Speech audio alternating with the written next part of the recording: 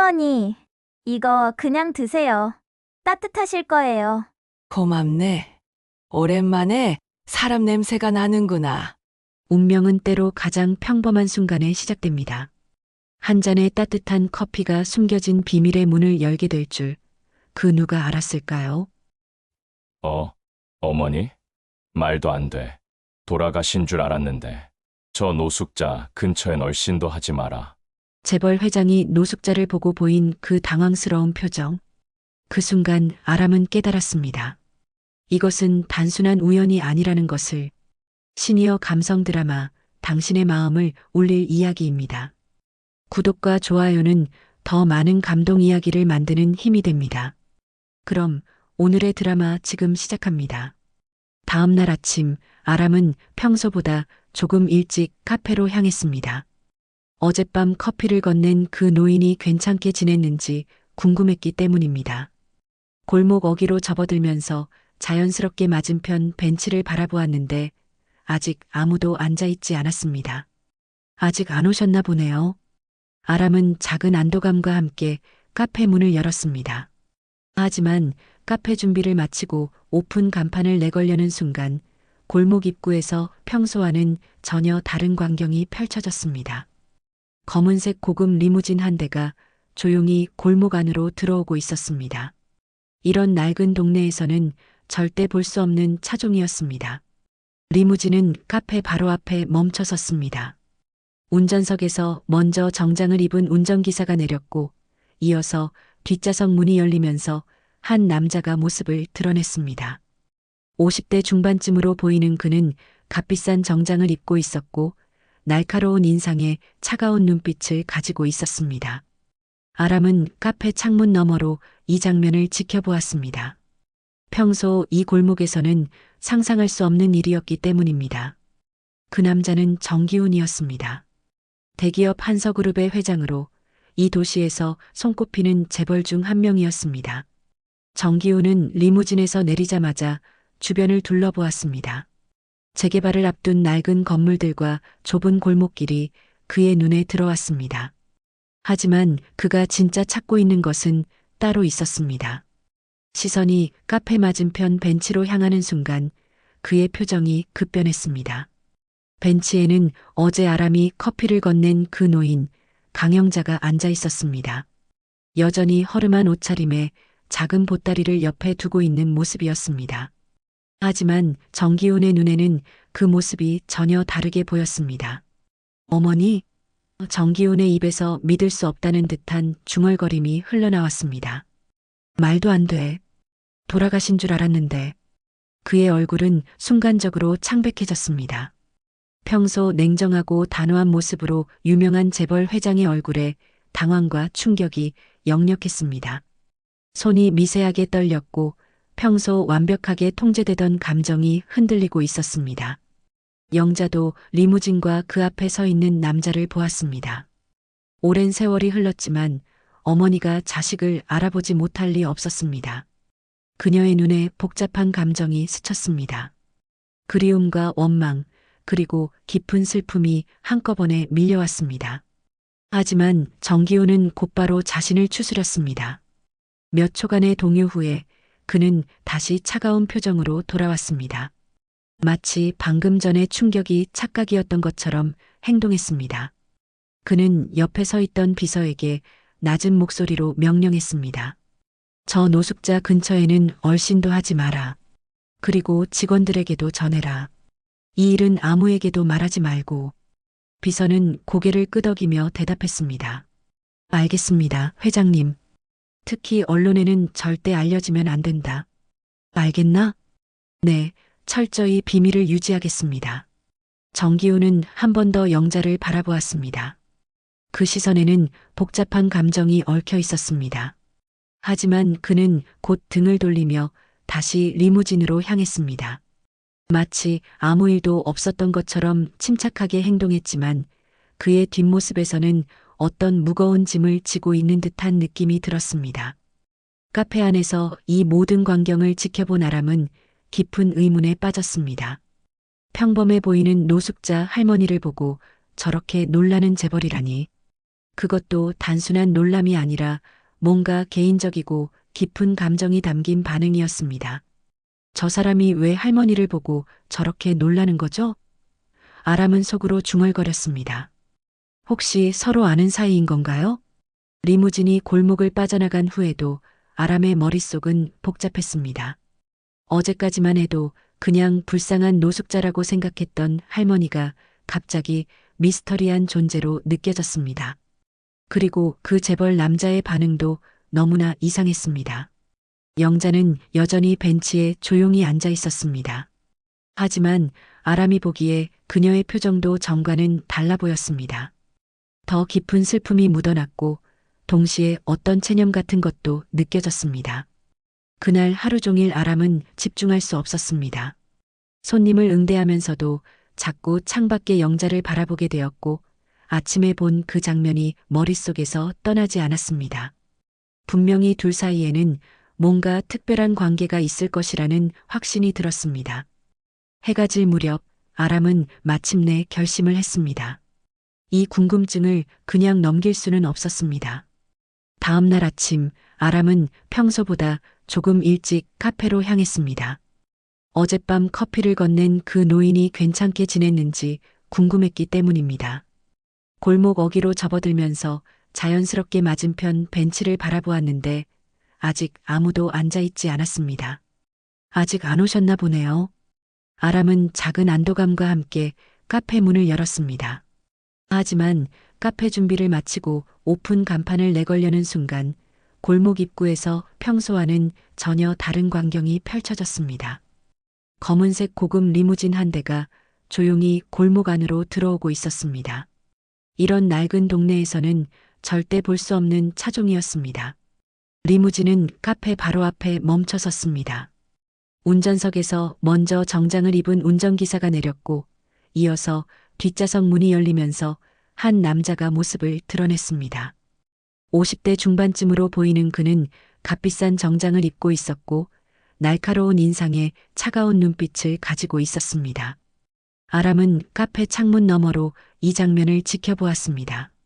평소 이 골목에서는 상상할 수 없는 일이었기 때문입니다. 그 남자는 정기훈이었습니다. 대기업 한서그룹의 회장으로 이 도시에서 손꼽히는 재벌 중 한 명이었습니다. 정기훈은 리무진에서 내리자마자 주변을 둘러보았습니다. 재개발을 앞둔 낡은 건물들과 좁은 골목길이 그의 눈에 들어왔습니다. 하지만 그가 진짜 찾고 있는 것은 따로 있었습니다. 시선이 카페 맞은편 벤치로 향하는 순간 그의 표정이 급변했습니다. 벤치에는 어제 아람이 커피를 건넨 그 노인, 강영자가 앉아 있었습니다. 여전히 허름한 옷차림에 작은 보따리를 옆에 두고 있는 모습이었습니다. 하지만 정기훈의 눈에는 그 모습이 전혀 다르게 보였습니다. 어머니? 정기훈의 입에서 믿을 수 없다는 듯한 중얼거림이 흘러나왔습니다. 말도 안 돼. 돌아가신 줄 알았는데. 그의 얼굴은 순간적으로 창백해졌습니다. 평소 냉정하고 단호한 모습으로 유명한 재벌 회장의 얼굴에 당황과 충격이 역력했습니다.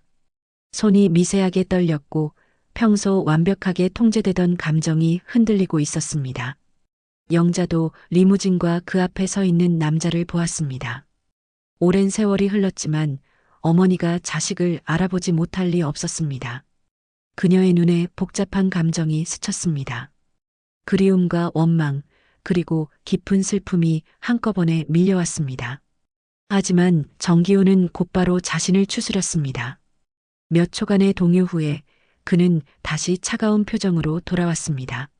마치 방금 전의 충격이 착각이었던 것처럼 행동했습니다. 그는 옆에 서 있던 비서에게 낮은 목소리로 명령했습니다. 저 노숙자 근처에는 얼씬도 하지 마라. 그리고 직원들에게도 전해라. 이 일은 아무에게도 말하지 말고. 비서는 고개를 끄덕이며 대답했습니다. 알겠습니다, 회장님. 특히 언론에는 절대 알려지면 안 된다. 알겠나? 네, 철저히 비밀을 유지하겠습니다. 정기훈은 한 번 더 영자를 바라보았습니다. 그 시선에는 복잡한 감정이 얽혀 있었습니다. 하지만 그는 곧 등을 돌리며 다시 리무진으로 향했습니다.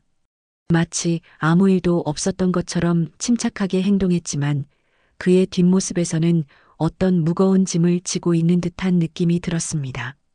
카페 안에서 이 모든 광경을 지켜본 아람은 깊은 의문에 빠졌습니다.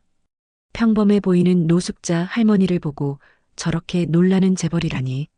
그것도 단순한 놀람이 아니라 뭔가 개인적이고 깊은 감정이 담긴 반응이었습니다. 저 사람이 왜 할머니를 보고 저렇게 놀라는 거죠? 아람은 속으로 중얼거렸습니다. 혹시 서로 아는 사이인 건가요? 리무진이 골목을 빠져나간 후에도 아람의 머릿속은 복잡했습니다.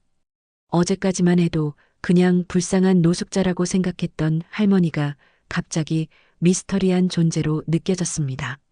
그리고 그 재벌 남자의 반응도 너무나 이상했습니다. 영자는 여전히 벤치에 조용히 앉아 있었습니다. 하지만 아람이 보기에 그녀의 표정도 전과는 달라 보였습니다. 더 깊은 슬픔이 묻어났고 동시에 어떤 체념 같은 것도 느껴졌습니다. 그날 하루 종일 아람은 집중할 수 없었습니다. 손님을 응대하면서도 자꾸 창밖의 영자를 바라보게 되었고 아침에 본 그 장면이 머릿속에서 떠나지 않았습니다. 분명히 둘 사이에는 뭔가 특별한 관계가 있을 것이라는 확신이 들었습니다.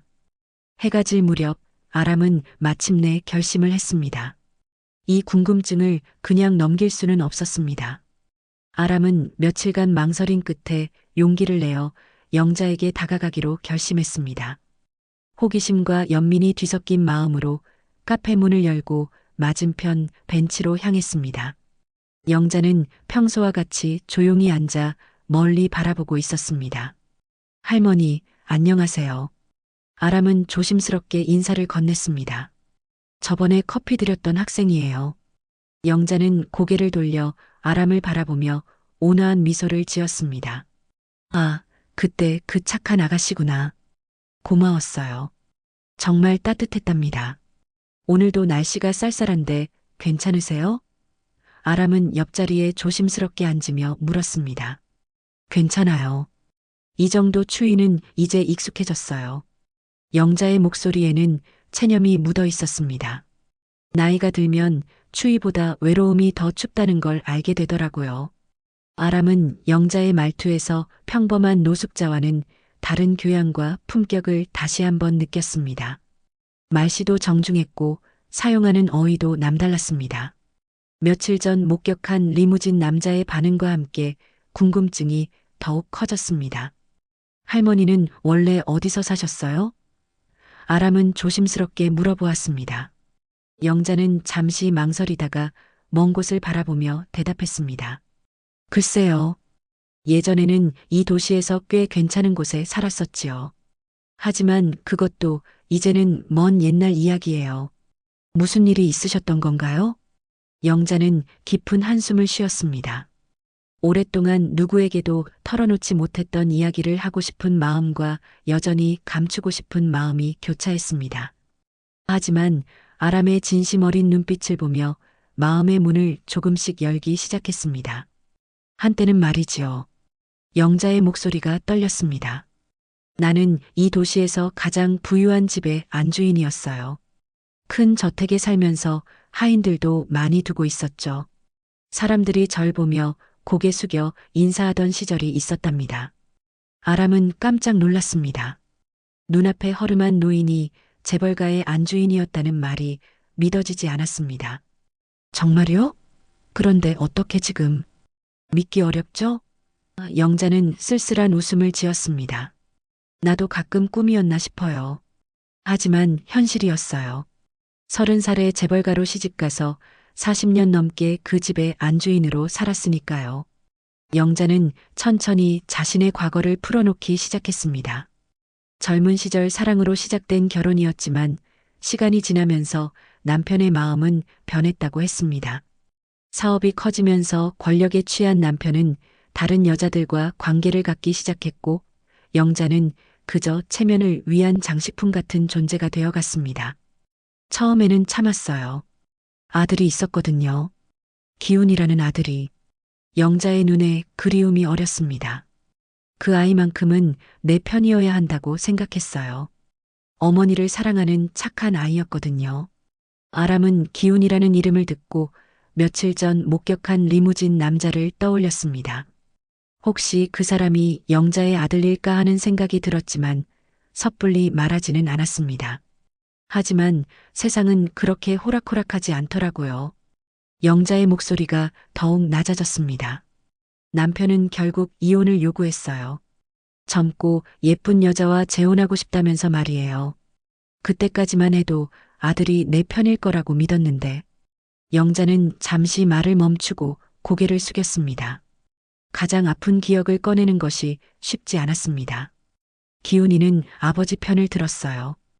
회사 경영권과 상속 문제가 걸려 있었거든요. 아들은 어머니보다 권력과 돈을 택했죠. 영자의 목소리에 깊은 상처가 묻어났습니다. 이혼 과정에서 모든 재산을 빼앗겼어요. 집도, 돈도, 심지어 체면까지 모든 걸 잃었죠. 아람은 숨이 막혔습니다. 상상만으로도 얼마나 절망적이었을지 느껴졌습니다. 그 후로는 쫓겨나다시피 집을 나왔어요. 친구들도 모두 등을 돌렸고 친척들도 연락을 끊었어요. 돈이 있을 때는 좋은 사람이었는데 없어지니까 모두 모른 척 하더라고요. 그럼 아드님은 지금 어떻게 지내시는 거예요? 영자는 쓴웃음을 지었습니다. 내 아들은 이제 나를 모른 척하고 살아요. 아마 주변 사람들에게는 어머니가 돌아가셨다고 했을 거예요. 실제로 그 아이에게 나는 죽은 사람이나 마찬가지거든요. 아람은 이제 확신했습니다. 며칠 전 리무진에서 내린 그 남자가 바로 영자의 아들 정기훈이었습니다. 어머니를 보고 놀라던 표정, 그리고 곧바로 모른 척하며 떠나던 모습이 이제야 이해되었습니다. 할머니, 아람은 조심스럽게 말했습니다. 혹시 며칠 전에 이 골목에 고급 리무진이 온 걸 보셨어요? 영자의 표정이 순간 굳어졌습니다. 왜 그런 걸 물어보죠? 그냥요. 평소에 보기 어려운 차였거든요. 그런데 차에서 내린 남자가 할머니를 보고 깜짝 놀라는 것 같았어요. 영자는 오랫동안 침묵했습니다. 그리고 마침내 고개를 끄덕였습니다. 맞아요. 기훈이가 왔었어요. 우연히 이곳을 지나다가 절 본 모양이에요. 하지만 예상대로 모른 척하고 갔죠. 이제는 정말 남남이 되었으니까요. 아람의 마음이 아팠습니다. 어머니와 아들 사이에 이런 일이 벌어질 수 있다는 것이 믿기지 않았습니다. 영자로부터 충격적인 과거를 들은 지 며칠이 지났습니다. 아람은 그 이야기를 듣고 나서 영자를 바라보는 시선이 완전히 달라졌습니다. 단순한 동정심을 넘어서 진심으로 안타까워하며 틈틈이 말동무가 되어주려고 노력했습니다. 그러던 어느 날 오후 카페에 평소와는 다른 손님이 찾아왔습니다. 정장을 입은 중년 남성이 조심스럽게 문을 열고 들어왔습니다. 그는 주변을 둘러본 후 아람에게 다가왔습니다. 실례합니다. 혹시 미나람 씨이신가요? 남자의 목소리는 정중했지만 어딘지 경직된 느낌이 들었습니다. 네, 맞는데요. 누구시죠? 아람은 의아해하며 대답했습니다. 한서그룹 비서실에서 나왔습니다. 남자는 명함을 건네며 자신을 소개했습니다. 잠깐 시간 내주실 수 있을까요? 아람은 명함을 받아보고 깜짝 놀랐습니다. 한서그룹이라면 며칠 전 리무진을 타고 왔던 그 남자, 즉 영자의 아들 정기훈이 운영하는 회사였습니다. 갑자기 가슴이 두근거리기 시작했습니다. 무슨 일이시죠? 아람은 최대한 차분하게 물어보았습니다. 비서는 주변을 한 번 더 살핀 후 가방에서 봉투를 꺼냈습니다. 저희 회장님께서 전해달라고 하셨습니다. 아람은 봉투를 받아들고 열어보았습니다. 안에는 상당한 금액의 현금과 함께 짧은 쪽지가 들어 있었습니다. 쪽지에는 정성스럽게 쓰인 글씨로 메시지가 적혀 있었습니다. 그 노인에게 더 이상 접근하지 마십시오. 이 돈이면 충분할 겁니다. 서로에게 도움이 되지 않는 일입니다. 아람은 쪽지를 읽고 나서 당황했습니다. 왜 정기훈이 자신에게 이런 경고를 보내는 것인지 이해할 수 없었습니다. 더욱이 돈까지 주면서 영자와의 관계를 끊으라고 하다니 뭔가 이상했습니다. 이게 무슨 뜻이죠? 아람은 비서에게 물었습니다. 왜 저에게 이런 걸 주시는 거예요? 죄송하지만 저는 전달만 하라는 지시를 받았습니다. 비서는 딱딱한 표정으로 대답했습니다. 회장님의 말씀을 잘 새겨 들으시기 바랍니다. 그분은 진심으로 하시는 말씀입니다. 아람의 머릿속이 복잡해졌습니다. 영자의 아들이 어머니와 자신 사이를 갈라놓으려는 이유가 무엇일까요? 단순히 체면 때문일까요? 아니면 다른 이유가 있는 것일까요? 만약 제가 이 제안을 거절한다면 어떻게 되는 건가요? 아람은 용기를 내어 물어보았습니다. 비서의 표정이 조금 더 굳어졌습니다. 그런 선택은 하지 않으시는 게 좋을 겁니다. 회장님은 매우 영향력 있는 분이시고 학생 신분으로 감당하기 어려운 일들이 생길 수도 있습니다. 이 말은 분명한 협박이었습니다. 아람은 등골이 서늘해지는 것을 느꼈습니다. 하지만 동시에 반발심도 생겼습니다. 왜 자신이 영자 할머니와 친하게 지내는 것을 막으려고 하는 걸까요? 저는 그냥 외로운 할머니와 이야기를 나누고 있을 뿐인데요. 아람은 목소리를 높이지 않으려고 애쓰며 말했습니다. 그게 뭐가 잘못된 건가요? 그분은 단순한 노인이 아닙니다. 비서가 처음으로 조금 더 구체적인 이야기를 했습니다. 복잡한 사정이 있는 분이고 학생인 당신이 관여할 일이 아닙니다. 아람은 봉투를 비서에게 다시 밀어주었습니다. 죄송하지만 이 돈은 받을 수 없어요. 그리고 할머니와 이야기하는 것도 멈출 생각이 없습니다. 비서는 예상치 못한 반응에 당황스러워했습니다. 다시 한번 신중하게 생각해 보시기 바랍니다. 이건 단순한 제안이 아니라 경고입니다. 경고라고 하셨는데 구체적으로 무엇을 경고하시는 건가요? 아람은 더 이상 물러서지 않기로 결심했습니다. 제가 할머니와 친하게 지내면 누구에게 피해가 되는 건가요? 비서는 잠시 망설이다가 시계를 보며 자리에서 일어났습니다. 시간을 들여서 생각해 보시죠. 며칠 후에 다시 연락드리겠습니다. 그때까지 현명한 판단을 하시기 바랍니다. 비서가 떠난 후에도 아람의 마음은 진정되지 않았습니다. 봉투를 손에 들고 있으니 손이 떨렸습니다. 정기훈이 보낸 돈의 액수는 아람에게는 상당한 금액이었습니다. 몇 달치 생활비는 좋게 될 만큼이었습니다. 하지만 아람은 혼란스러웠습니다. 왜 아들이 어머니를 이렇게까지 숨기려고 하는 걸까요? 영자가 말한 대로 단순히 체면 때문일까요? 아니면 더 복잡한 이유가 있는 것일까요? 그날 저녁 아람은 창밖의 영자를 바라보았습니다. 여전히 벤치에 혼자 앉아 있는 모습이 더욱 외로워 보였습니다. 아람은 마음을 정했습니다. 돈에 굴복해서 영자를 외면할 수는 없었습니다. 카페 문을 열고 나간 아람은 영자에게 다가갔습니다. 할머니, 오늘은 어떻게 지내셨어요? 영자는 아람을 보며 따뜻한 미소를 지었습니다. 아가씨가 와주니까 하루가 덜 외롭네요. 고마워요. 하지만 아람은 영자에게 비서가 다녀간 일을 말해야 할지 고민이 되었습니다. 자칫 영자에게 상처가 될 수도 있고 괜한 걱정을 끼칠 수도 있기 때문입니다. 할머니, 아람은 조심스럽게 말을 꺼냈습니다. 혹시 아드님이 할머니를 다시 만나고 싶어 하신다면 어떻게 하실 거예요? 영자의 표정이 복잡해졌습니다. 글쎄요. 이미 너무 많은 시간이 흘렀고 그 아이도 자신의 삶이 있을 텐데요. 어머니인 제가 짐이 될 수는 없죠. 아람은 영자의 대답에서 여전히 아들을 사랑하는 마음을 느꼈습니다. 동시에 정기훈이 왜 이렇게까지 어머니를 피하려고 하는지 더욱 궁금해졌습니다. 정기훈의 경고를 무시하고 영자와의 만남을 계속한 지 일주일이 지났습니다. 아람은 매일 카페 일을 마친 후 영자와 대화를 나누며 그녀의 외로움을 달래주려고 노력했습니다. 하지만 불안한 마음은 계속 커져갔습니다. 그러던 어느 날 아침 아람이 카페로 출근하는 길에 이상한 광경을 목격했습니다. 평소보다 이른 시간임에도 불구하고 골목 입구에 여러 명의 사람들이 모여 있었습니다. 가까이 다가가 보니 기자들과 카메라맨들이었습니다. 저기 계신 분이 맞나요?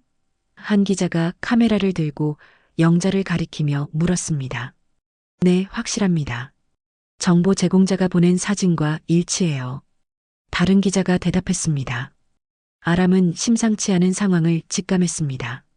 영자는 갑작스럽게 몰려든 기자들을 보며 당황스러워하고 있었습니다. 평소의 차분한 모습과는 달리 어쩔 줄 몰라 하는 표정이었습니다. 기자들이 영자에게 다가가기 시작했습니다. 안녕하세요. 저희는 일간 스포츠 기자인데요. 몇 가지 질문 드려도 될까요? 무슨 질문이죠? 영자의 목소리가 떨렸습니다. 한서그룹 정기훈 회장의 어머니라고 들었는데 맞으신가요? 기자의 질문에 영자의 얼굴이 창백해졌습니다. 그리고 현재 이곳에서 노숙 생활을 하고 계시다는 것도 사실인가요? 영자는 대답하지 못하고 고개만 떨구었습니다. 기자들의 질문은 더욱 거침없어졌습니다. 재벌가의 어머니가 노숙자로 전락한 이유가 궁금합니다. 아드님과는 어떤 관계이신가요? 정기훈 회장이 어머니를 버렸다는 소문이 있던데 사실인가요? 카메라 플래시가 영자를 향해 쏟아졌습니다. 영자는 손으로 얼굴을 가리며 뒤로 물러섰지만 기자들은 끈질기게 따라붙었습니다. 아람은 더 이상 지켜볼 수 없었습니다. 영자 앞으로 달려가서 기자들을 막아섰습니다. 지금 뭐 하시는 거예요? 아람의 목소리에 분노가 섞였습니다.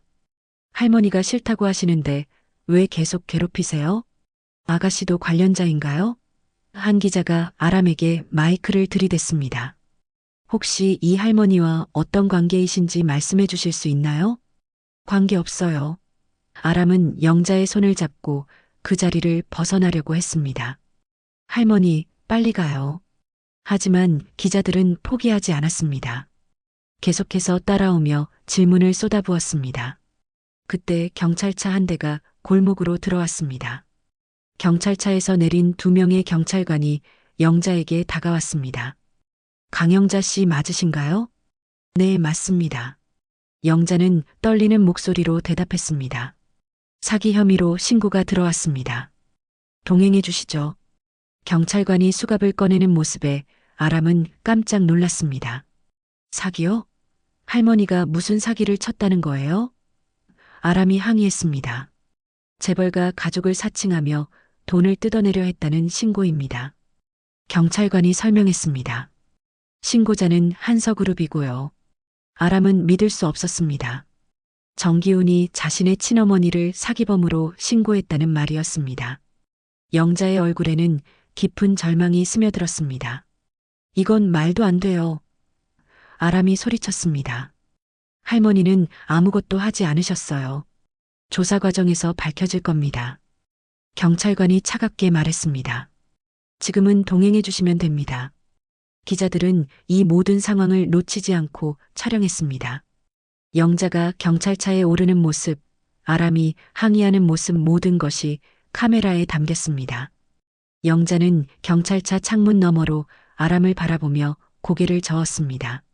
마치 더 이상 관여하지 말라는 의미처럼 보였습니다. 경찰차가 떠난 후에도 기자들은 아람에게 계속 질문을 퍼부었습니다. 정말 사기가 맞는 건가요? 아가씨는 어떻게 생각하세요? 한서그룹의 입장에 대해 어떻게 생각하십니까? 아람은 더 이상 대답할 수 없었습니다. 카페로 뛰어들어가 문을 잠그고 바닥에 주저앉았습니다. 모든 것이 한순간에 무너진 기분이었습니다. 점심시간이 되자 아람의 휴대폰이 울렸습니다. 모르는 번호였지만 받아보니 며칠 전 봉투를 가져온 그 비서였습니다. 미나람 씨, 오늘 아침 상황을 보셨을 겁니다. 비서의 목소리는 차가웠습니다. 왜 이런 짓을 하시는 거예요? 아람의 목소리가 떨렸습니다. 할머니는 아무 잘못도 없으셨는데 우리가 미리 경고했습니다. 하지만 무시하셨죠. 비서가 말했습니다. 이제는 상황이 더 복잡해졌습니다. 무슨 뜻이에요?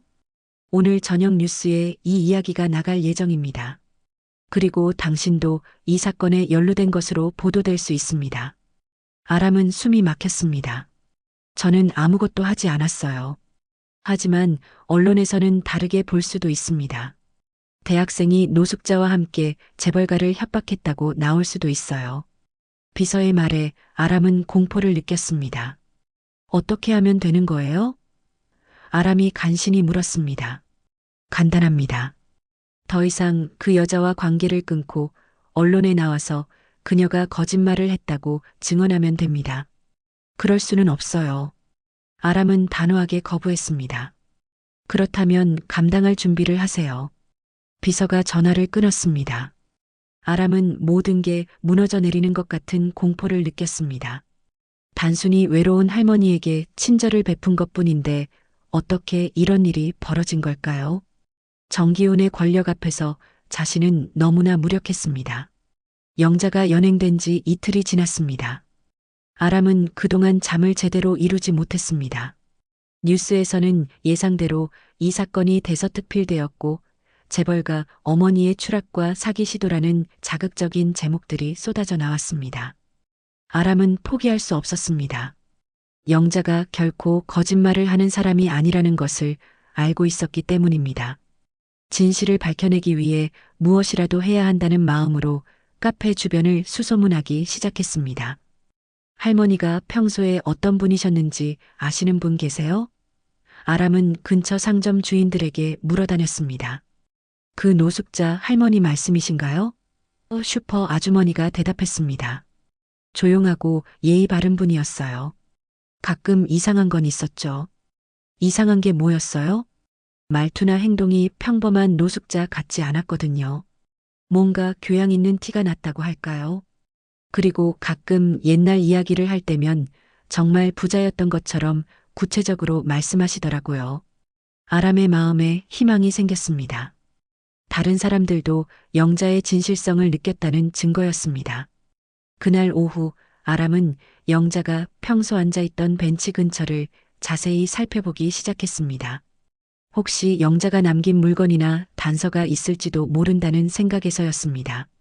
벤치 뒤쪽 나무 아래에서 아람은 작은 비닐봉지를 발견했습니다. 봉지 안에는 낡은 상자가 들어 있었습니다. 상자를 열어보니 오래된 사진들과 편지, 그리고 몇 가지 문서들이 정성스럽게 보관되어 있었습니다. 첫 번째로 눈에 들어온 것은 화려한 드레스를 입은 젊은 여성의 사진이었습니다. 분명히 영자의 젊은 시절 모습이었습니다. 사진 속의 그녀는 고급스러운 저택을 배경으로 환하게 웃고 있었고 옆에는 어린 남자아이가 서 있었습니다. 이 아이가 기훈이겠네요. 아람은 사진을 자세히 들여다보았습니다. 어린 정기훈의 모습에서는 어머니를 향한 순수한 애정이 느껴졌습니다. 더 놀라운 것은 그 다음에 발견한 녹취록이었습니다. 오래된 카세트 테이프와 함께 손으로 쓴 기록이 있었습니다. 내용을 읽어보니 영자의 남편이 이혼을 요구하며 협박하는 내용이었습니다. 여보, 이제 그만 정리하자. 젊은 여자와 새 출발하고 싶어? 남편의 목소리가 녹음되어 있었습니다. 하지만 우리에게는 기훈이가 있잖아요. 영자의 절규하는 목소리가 들렸습니다. 기훈이는 내가 키울 거야. 넌 이제 필요 없어. 재산 분할도 포기해. 그래야 기훈이 앞으로 회사를 물려받을 수 있어. 아람은 손이 떨렸습니다. 이것은 영자가 진실을 말했다는 명백한 증거였습니다. 더욱 놀라운 발견은 어린 정기훈이 어머니에게 쓴 편지들이었습니다. 한글을 배우기 시작한 초등학생의 서툰 글씨로 쓰여진 편지였습니다. 엄마, 나만은 버리지 말아요. 아빠가 엄마를 싫어해도 저는 엄마가 좋아요. 내가 커서 엄마를 지켜줄게요. 또 다른 편지에는 이런 내용이 있었습니다. 엄마, 왜 울어요? 아빠가 엄마를 때려도 저는 엄마 편이에요. 빨리 커서 엄마랑 둘이서 살고 싶어요. 아람의 눈에 눈물이 고였습니다. 어린 정기훈은 분명히 어머니를 사랑했습니다.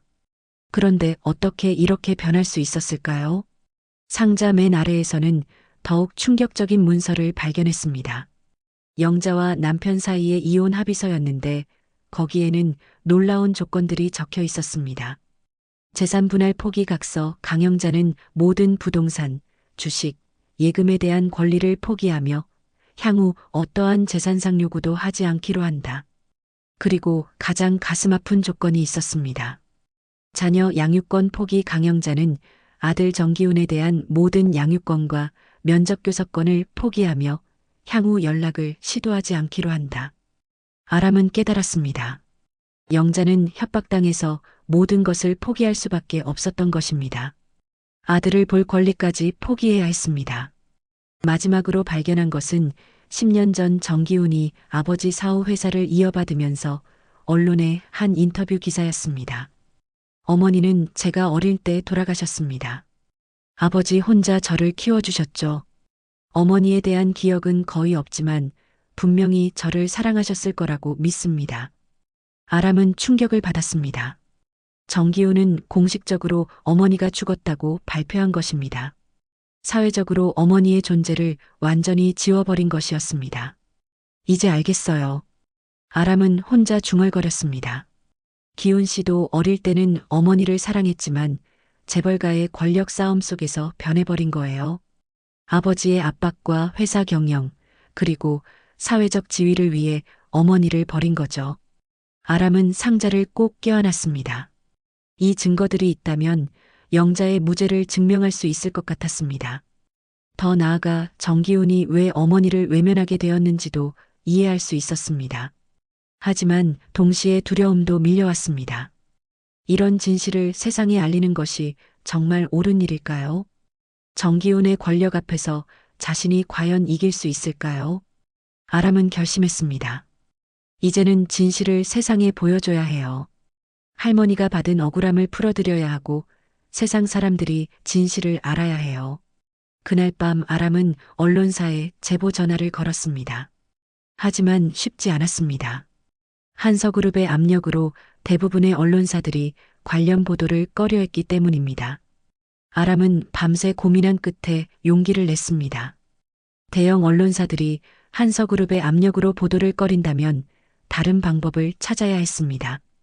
인터넷 언론이나 시민 기자들을 통해서라도 진실을 알려야겠다고 결심했습니다.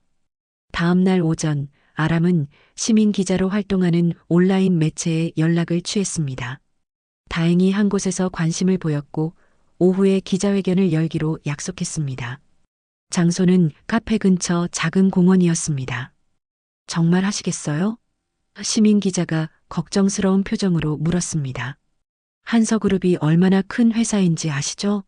법적 대응도 각오하셔야 합니다. 괜찮아요. 아람은 단호하게 대답했습니다.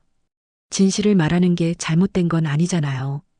오후 2시 작은 기자회견이 시작되었습니다. 몇몇 온라인 매체 기자들과 시민들이 모였습니다. 아람은 떨리는 손으로 영자의 상자를 테이블 위에 올려놓았습니다. 안녕하세요. 저는 미나람입니다. 아람의 목소리가 떨렸지만 점점 단호해졌습니다. 며칠 전 한서그룹 정기훈 회장의 어머니라고 알려진 강영자 할머니가 사기 혐의로 연행되었습니다. 하지만 저는 그분이 결코 거짓말을 하지 않으셨다는 증거를 가지고 있습니다. 아람은 하나씩 증거들을 공개했습니다. 영자의 젊은 시절 사진, 어린 정기훈과 함께 찍은 가족 사진, 그리고 가장 결정적인 녹취록과 이혼 합의서였습니다. 이 녹취록을 들어보시면 알겠지만 강영자 할머니는 협박당해서 모든 재산과 양육권을 포기할 수밖에 없었습니다. 아람이 녹음기를 재생했습니다. 남편의 차가운 목소리와 영자의 절규하는 소리가 공원에 울려 퍼졌습니다. 참석한 사람들의 표정이 점점 진지해졌습니다. 그리고 이것은 어린 시절 정기훈 회장이 어머니에게 쓴 편지들입니다. 아람이 편지들을 보여주었습니다. 이 편지들을 보면 그분도 어릴 때는 어머니를 정말 사랑했다는 것을 알 수 있습니다. 기자들이 편지 내용을 촬영하고 기록했습니다. 특히 엄마, 나만은 버리지 말아요라는 구절에서 많은 사람들이 감동을 받는 것 같았습니다. 그때 기자회견 현장에 검은색 리무진이 나타났습니다. 차에서 내린 사람은 정기훈이었습니다. 그는 비서 2명과 함께 단호한 표정으로 아람에게 다가왔습니다. 지금 뭘 하고 있는 거냐? 정기훈의 목소리에는 분노가 가득했습니다. 아람은 무서웠지만 물러서지 않았습니다. 진실을 말하고 있어요. 그 여자는 우리 가족이 아니다. 정기훈이 단호하게 말했습니다. 사기꾼일 뿐이야. 그럼 이 편지들은 뭐죠? 아람이 어린 정기훈의 편지를 들어보였습니다. 이 글씨체가 회장님 것 아닌가요? 정기훈의 얼굴이 순간 굳어졌습니다. 편지를 보는 그의 눈에 복잡한 감정이 스쳤습니다. 어린 시절의 기억이 되살아나는 것 같았습니다. 그건 조작된 거다. 정기훈이 애써 부인했습니다. 그럼 이 녹취록도 조작인가요? 아람이 녹음기를 다시 재생했습니다. 정기훈 아버지의 목소리가 다시 흘러나왔습니다. 정기훈은 더 이상 대답하지 못했습니다. 기자들이 그에게 질문을 쏟아붓기 시작했습니다. 회장님, 어머니를 버린 이유가 뭔가요? 왜 어머니가 돌아가셨다고 거짓말하셨나요? 지금도 어머니를 모른 척 하실 건가요? 그때 또 다른 차량이 도착했습니다. 경찰차였습니다. 차에서 내린 경찰관과 함께 영자가 모습을 드러냈습니다. 조사 과정에서 사기 혐의가 근거 없다는 것이 밝혀져 석방된 것이었습니다. 영자는 기자회견 현장을 보고 놀랐습니다. 특히 정기훈이 서 있는 것을 보자 표정이 복잡해졌습니다. 기훈아. 영자의 목소리가 떨렸습니다. 정기훈도 어머니를 보는 순간 모든 감정이 무너지는 것 같았습니다. 수십 년간 억눌러왔던 죄책감과 그리움이 한꺼번에 밀려왔습니다. 어머니. 정기훈의 목소리도 떨렸습니다. 현장의 모든 사람들이 숨을 죽이고 이 장면을 지켜보았습니다. 재벌 회장과 노숙자, 어머니의 재회, 그것은 누구도 예상하지 못한 드라마틱한 순간이었습니다. 왜 이제야 나타나셨어요? 정기훈의 목소리에 원망과 그리움이 뒤섞여 있었습니다. 왜 그때 떠나셨어요? 떠난 게 아니야, 기훈아. 영자가 눈물을 흘리며 대답했습니다. 쫓겨난 거야. 하지만 그래도 너를 원망하지는 않았어. 저는 정기훈의 목소리가 점점 작아졌습니다. 저는 어머니가 싫어서 그런 게 아니었어요. 아버지가, 회사가, 모든 게 복잡해서 영자는 아들에게 천천히 다가갔습니다. 알고 있어, 기훈아. 내가 어린 시절 얼마나 힘들었는지 어머니가 모를 리 없잖아. 정기훈은 더 이상 참을 수 없었습니다. 평생 쌓아올린 차가운 가면이 무너져 내렸습니다. 그는 어머니 앞에 무릎을 꿇었습니다. 죄송해요, 어머니. 정말 죄송해요. 정기훈의 눈에서 눈물이 흘러내렸습니다. 저 때문에 어머니가 이렇게 고생하셨는데. 영자는 아들의 머리를 쓰다듬었습니다. 괜찮아, 기훈아. 이제 괜찮아. 카메라들이 이 감동적인 재회 장면을 놓치지 않고 촬영했습니다. 아람도 눈물을 흘리며 이 장면을 지켜보았습니다. 자신의 작은 용기가 이런 기적을 만들어낸 것입니다. 언론들은 이 재벌가 모자의 재회를 대서특필했고 한국 사회는 이 이야기로 떠들썩해졌습니다. 기자회견에서의 감동적인 재회 이후 한 달이 지났습니다. 한국 사회는 한서그룹 모자의 재회 소식으로 뜨거웠고 많은 사람들이 가족의 소중함에 대해 다시 생각하게 되었습니다. 정기훈은 그동안의 잘못을 인정하고 공개적으로 사과했습니다. 정기훈은 모든 것을 내려놓기로 결심했습니다. 회사 경영에서 한 발 물러나 전문 경영진에게 실무를 맡기고 자신은 어머니를 모시는 일에 집중하기로 했습니다. 영자를 위해 조용하고 아늑한 집을 마련했고 매일 어머니를 찾아뵙기 시작했습니다.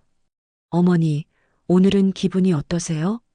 정기훈은 매일 어머니께 안부를 물었습니다. 예전의 차가운 재벌 회장의 모습은 온데간데 없었습니다. 기훈아, 너무 미안해. 내가 이렇게까지 할 필요는 없는데. 영자는 아들의 변화된 모습을 보며 고마워했지만 한편으로는 미안해했습니다. 막사는 저녁 점호 전의 정적에 잠겨 있었습니다. 707특임대의 일과가 끝나가는 시간, 병사들은 각자의 침상에서 조용히 휴식을 취하거나 장비를 정리하고 있었죠. 창문 너머로 보이는 노을빛이 막사 내부를 붉게 물들이고 있었습니다. 이병 이수연은 침상 정리를 마치고 작은 수첩을 꺼내 들었습니다. 펜을 잡은 손이 잠시 망설이듯 멈췄다가 천천히 글자를 써내려가기 시작했죠. 아버지에게 보낼 편지였습니다. 아버지, 아직은 이병이라 힘들지만 약속하신 대로 제가 제 발로 이 길을 선택했어요. 누구도 제 뒤에 있는 아버지의 이름을 알지 못하길 바라요. 저는 그냥 이수연으로 진짜 군인이 되고 싶어요.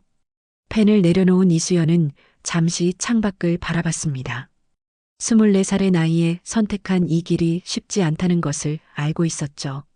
단정한 단발머리가 귀 뒤로 넘어가자 손으로 가볍게 정리했습니다. 날카로운 눈빛 속에는 굳은 결의가 담겨 있었죠. 막사 암병사들은 이수연을 그저 평범한 신병으로만 알고 있었습니다.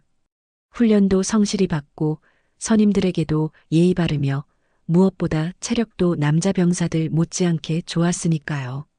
하지만 아무도 몰랐습니다.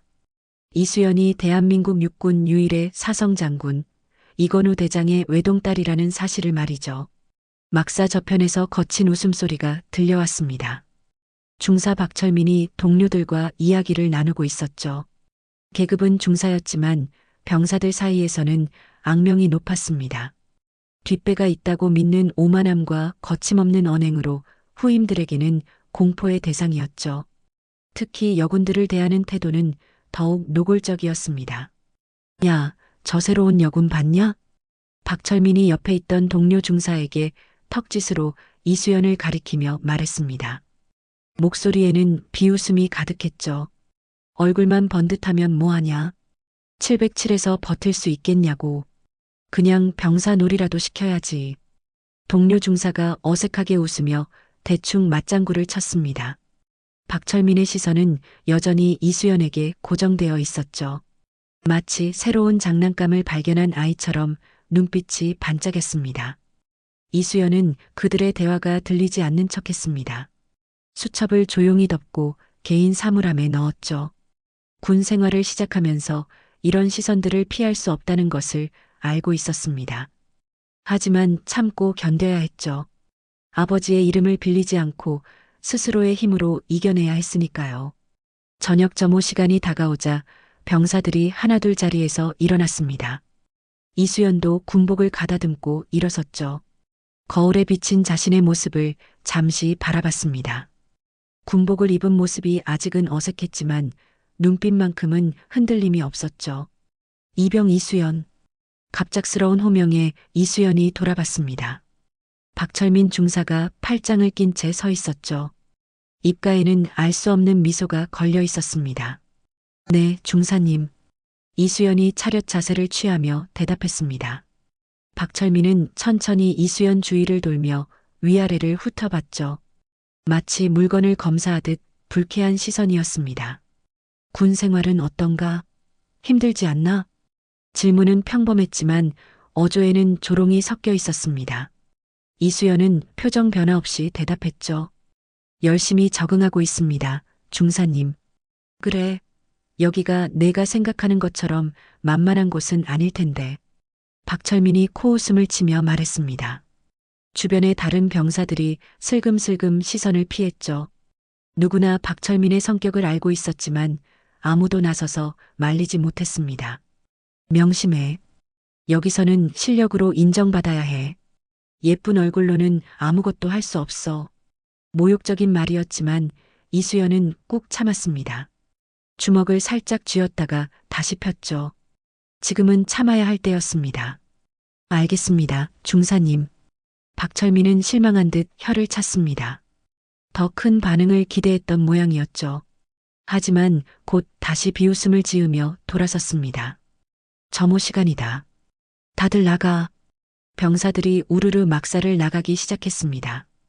이수연도 그 속에 섞여 걸어갔죠. 옆에서 동기 병사 하나가 조심스럽게 속삭였습니다. 박철민 중사 조심해. 여군들한테 특히 심하거든. 이수연이 고개를 살짝 끄덕였습니다. 이미 느끼고 있었죠. 앞으로의 군 생활이 순탄하지 않을 거라는 것을 말입니다. 점호가 끝나고 병사들이 다시 막사로 돌아왔습니다. 이수연은 침상에 앉아 오늘 있었던 일을 되새겼죠. 박철민 중사의 시선, 그 불쾌한 말투, 그리고 주변 병사들의 동정 어린 눈빛까지. 괜찮아. 이 정도는 각오했잖아. 이수연은 스스로에게 되뇌었습니다. 침상옆 개인 사물함에서 가족 사진을 꺼내봤죠. 군복을 입은 아버지의 모습이 보였습니다. 사성 장군의 위엄이 사진에서도 느껴졌죠. 아버지, 전 해낼 수 있어요. 아버지의 딸이 아닌 이수연이라는 군인으로서요. 사진을 다시 사물함에 넣고 이수연은 눈을 감았습니다. 내일도 힘든 하루가 될 것 같았지만 포기할 수는 없었죠. 스스로 선택한 길이었으니까요. 막사에는 다시 고요가 찾아왔습니다. 병사들이 하나둘 잠자리에 들기 시작했죠. 하지만 이수연의 마음속에는 작은 폭풍이 일고 있었습니다. 앞으로 맞닥뜨릴 시련들을 예감하면서도 동시에 그것들을 이겨낼 각오를 다지고 있었죠. 달빛이 창문을 통해 들어와 막사를 은은하게 비쳤습니다. 고요한 밤이었지만 그 속에는 보이지 않는 긴장감이 흐르고 있었죠. 마치 폭풍 전야의 고요함처럼 말입니다.